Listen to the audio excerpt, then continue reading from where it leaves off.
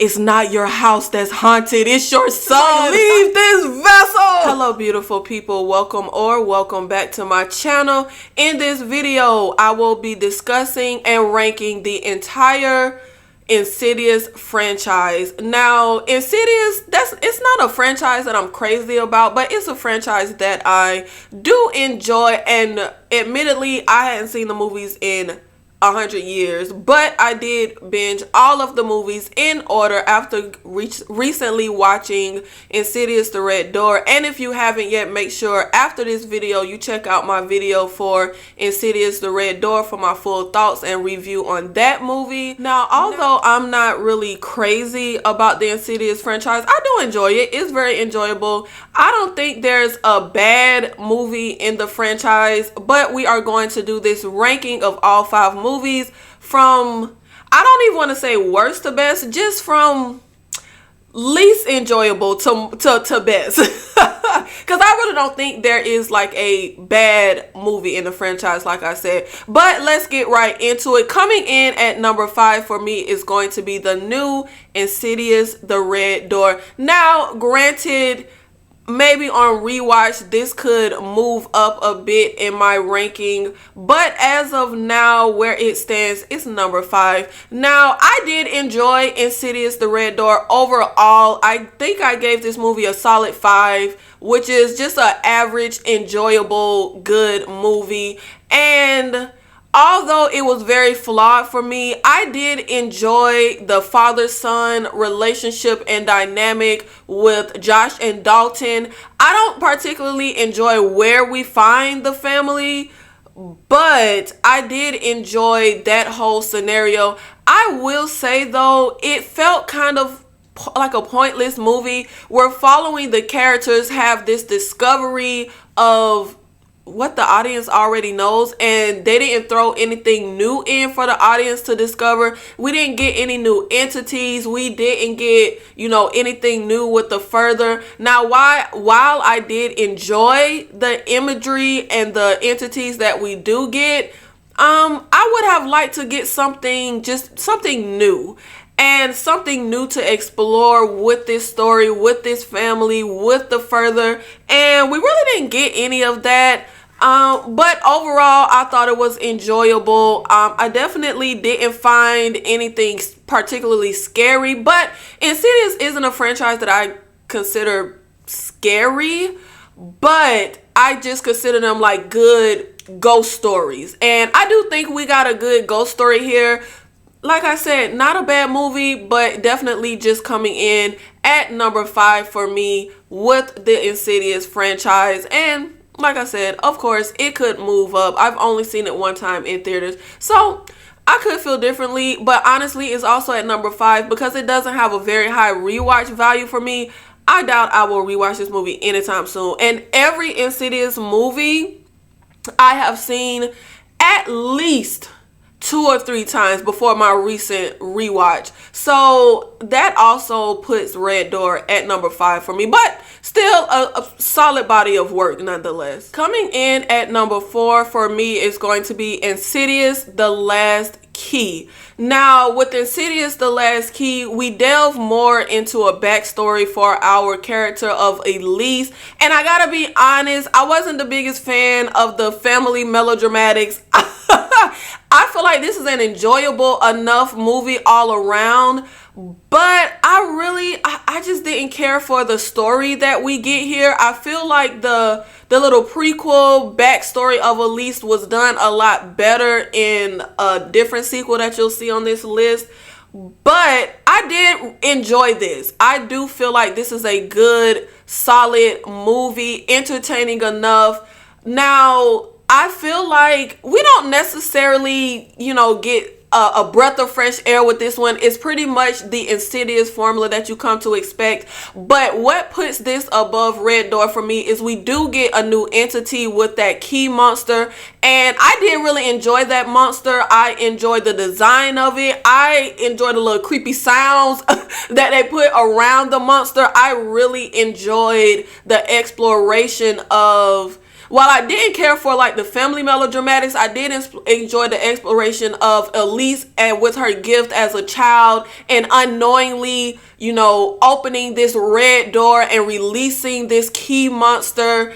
And I did enjoy moments with Specs and the other guy where he's like, I really enjoy particularly the moment where Elise is going into that little room that's locked and she sees the girl chained up, and then all of a sudden, oh boy, it's like, that's not a ghost. I enjoyed that.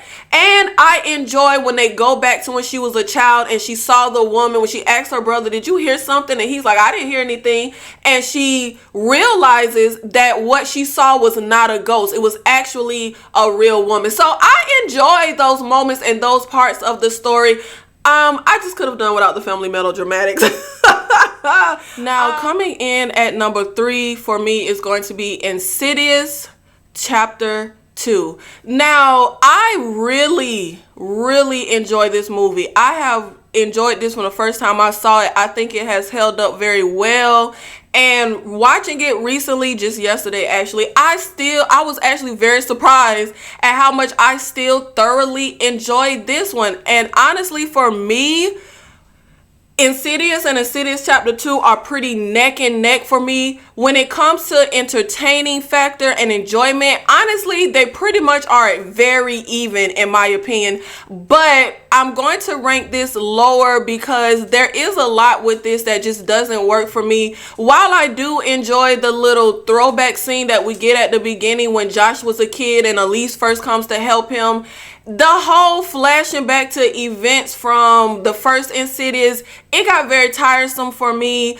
I also really did not enjoy them unraveling the mystery of the bride and that whole thing. I just feel like, in my humble opinion, it's way more scary for a monster or entity to have some type of anonymity to them.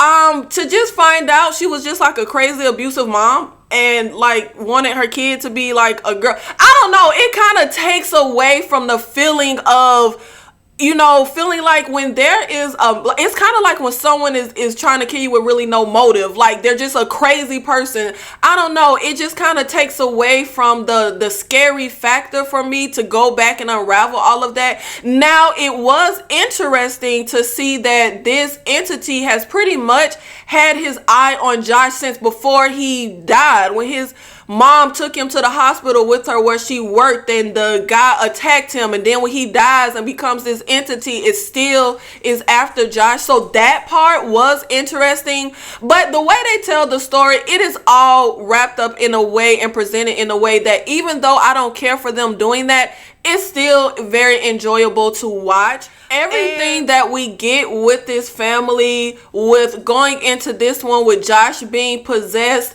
and trapped in the further, all of that is really good to see. And although I would prefer, ever since I was a kid, I just prefer movies to kind of end on a dark note.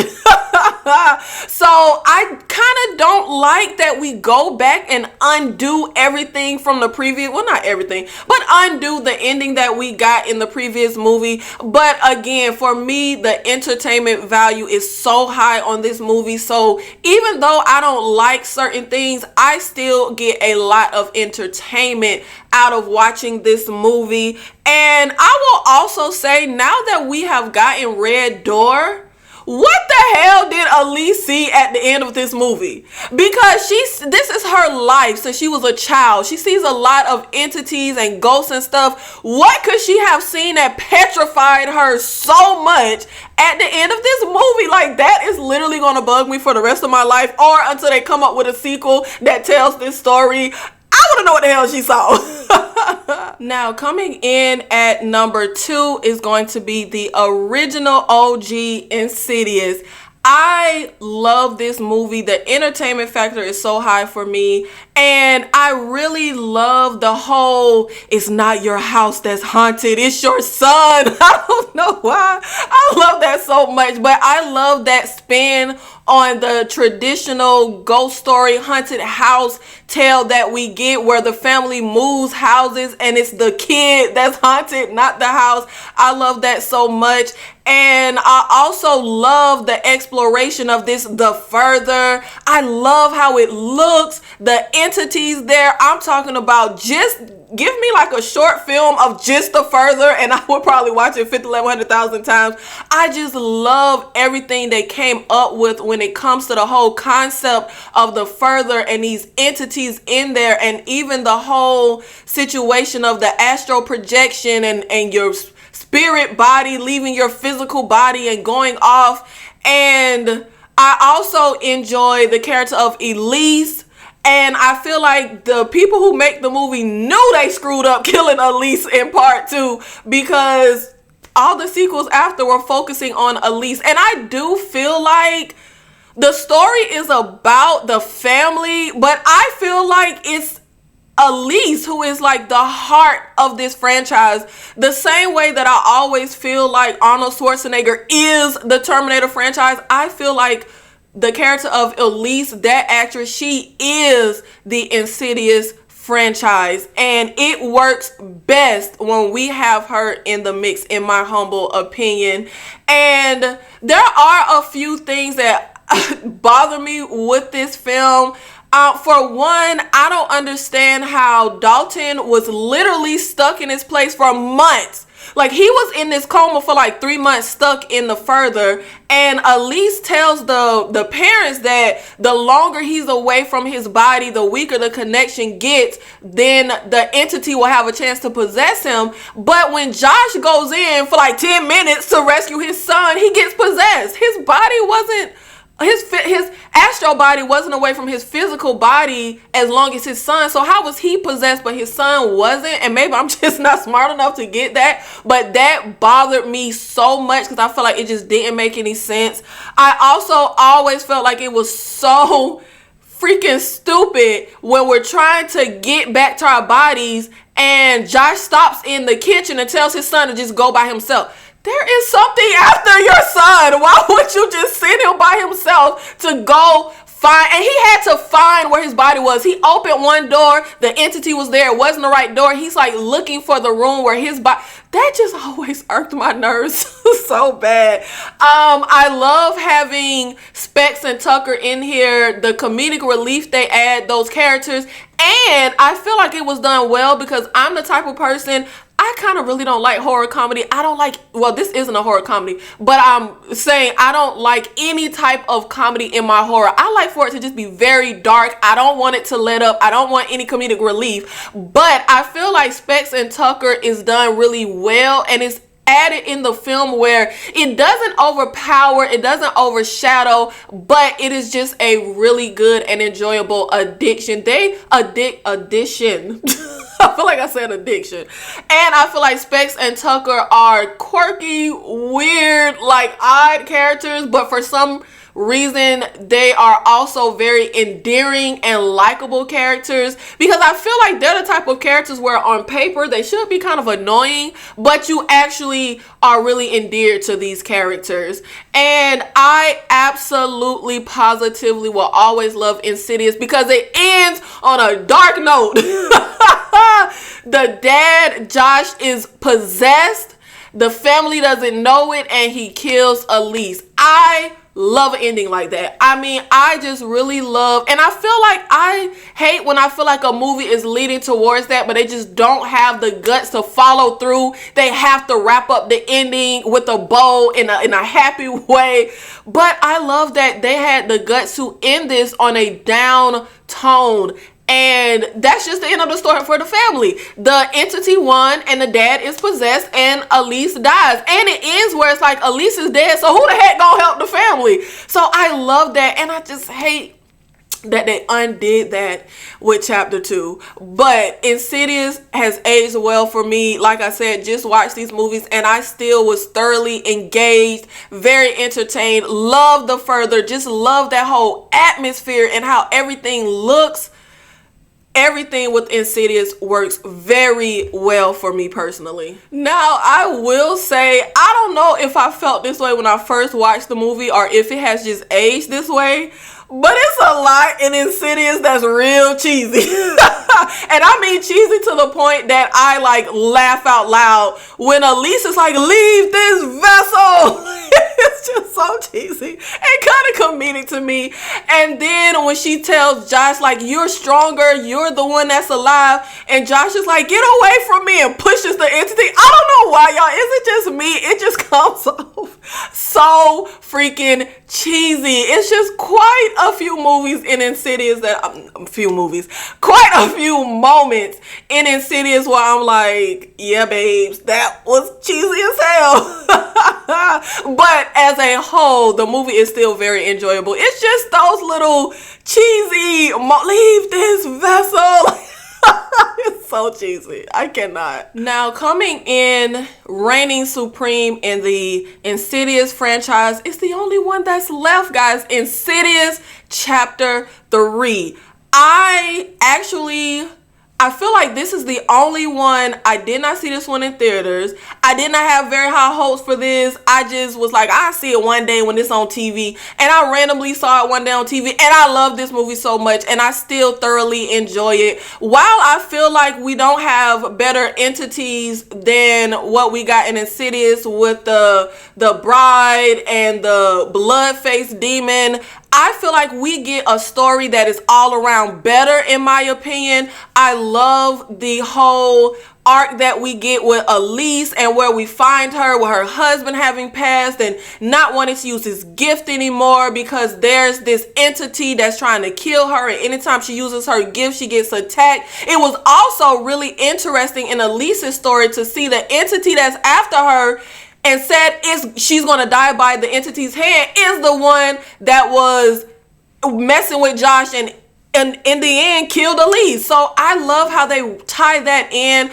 I love the meeting and introduction of Elise with Specs and Tucker, and the story that we get here with this teen girl who mom recently passed, and while trying to contact her mother, she ends up contacting this sinister entity that she thinks is her mother. And I also feel like we get a story that is much more creepy.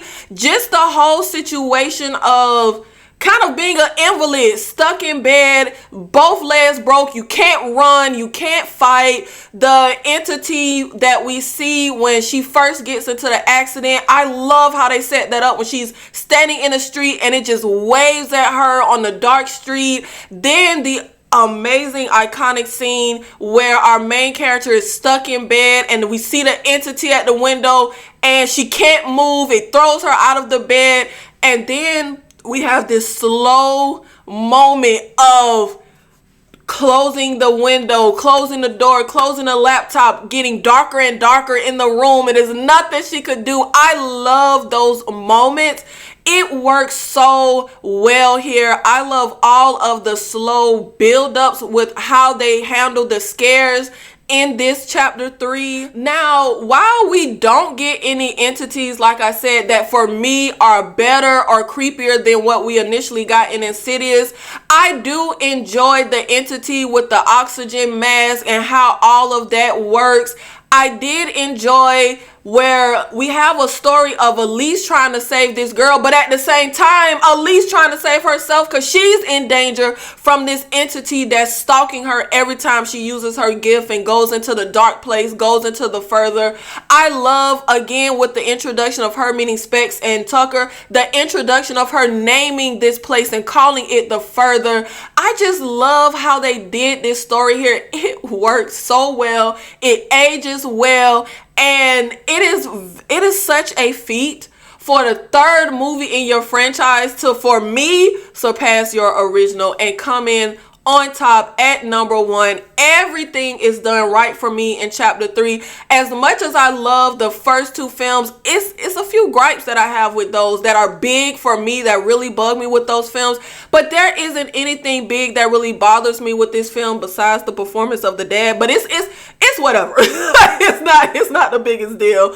But I really love how everything ties together here. Even when you add in her mom who's passed away and she contacts this dark spirit, but we also find out that her mother was actually trying to contact her, and her mother comes in, you know, towards the end to help save her daughter. And even the addition of the neighbor, and the old elderly neighbor who dies and says about the guy who can't breathe that lives, you know, in the air shaft, and he said your name last night. You know, it's always some random black person in the horror movie that just know things and tells our main character. But I actually like that addition here. I feel like it works well. It felt creepy the way she, you know, reacted to the old lady saying this to her. And when she gets to her room and she looks up at the vent, I just love how they handle everything, the atmosphere, the scares, the story, and it all just works so well. And I feel like this for me was the high point of this franchise. Let me know in the comments your ranking of the Insidious franchise. Did you agree or disagree with my ranking? Where does the movies fall for you? Is this one of your favorite franchises? I have to say, in terms of horror franchises, this is actually at the bottom for me. As much as I rave about these movies, it's not very high on the franchise list for me. So how do you feel about the franchise of Insidious? Let me know in the comments. Do you think they should make more sequels? Do we need another Insidious? Now, as pointless as I said Red Door was, I would like a sequel. I would like another one, but I wanted to focus on where the story we got at the end of Insidious 2. I want to know what the hell Elise saw, and I would like the story of that family and seeing Elise working with them and fighting whatever entity had her jaw dropped at the end of Insidious. So, you know, just give us that last sequel, and then we could close out the franchise and it can end on a high note. Thank you so much for supporting the channel, and make sure you check out my Insidious Red Door full review, as well as my playlist for the 2023 movies that I have reviewed so far. And you can check out my horror movies playlist to see the horror movies that I have covered. And as always, if you have any recommendations or anything you would like to see me cover, just leave it in the comments. Thank you.